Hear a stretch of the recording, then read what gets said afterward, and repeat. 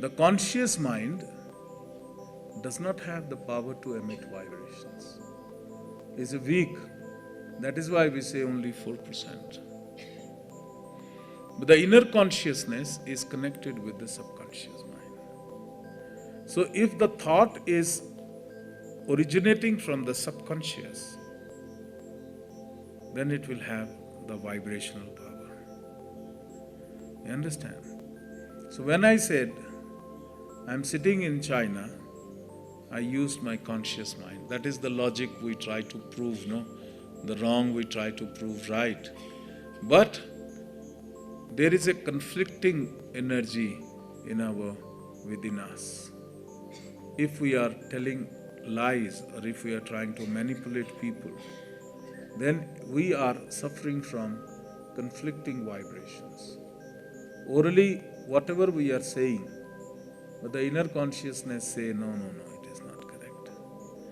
And the moment I said, no, I am sitting in Kenya, now the voice going right up to my inner consciousness, and inner consciousness, the subconscious says right.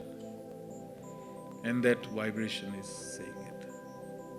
That is why, now another thing is, I said it is very cold. But I am not feeling really cold, so I am telling lies. So the vibration comes, no, it's not correct. But when I say it is pleasant, so inner vibration, so no matter whatever I say, my speech must match with my inner feeling. Then I will have the power. And that is what the Shiva Yogi, when we say, he gets Vak Siddhi. Vak Siddhi is whatever he speaks turns into truth, into reality. How he achieves that if he continuously practice, that whatever he is speaking, he is believing that the inner core is saying yes. That is why my Guru told me the first thing, he said, practice pure intention. In your life, that was the first lesson given to me. Pure intention, practice pure intention.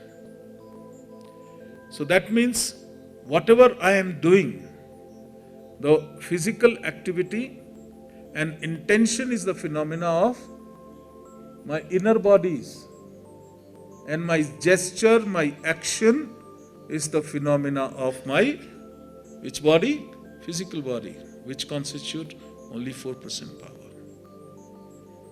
So if I match my action with my inner bodies, that is the intention comes from inside and action comes from outside. If my action is connected with my intention, then it will have the power. So you must have pure intention, because if my intention is impure, then I cannot play a trick. My action has to be impure. And the moment my action is impure, everybody will say, oh my God, how bad you are. So to avoid that, what I do is, my intention is wrong, but I become very oily and I try to prove that I am right, but I have no power at that time. God makes me powerless. You have experienced this or not? Yes, with this. So what is more important is practice pure intention. So the first and the foremost thing to bring in life is purity. Whatever you are outside, that should be inside. Whatever you are inside, that should be outside. Then you have enormous power. And once you practice pure intention, then you are moving towards Sankalpa Siddhi, you are moving towards Vaka Siddhi.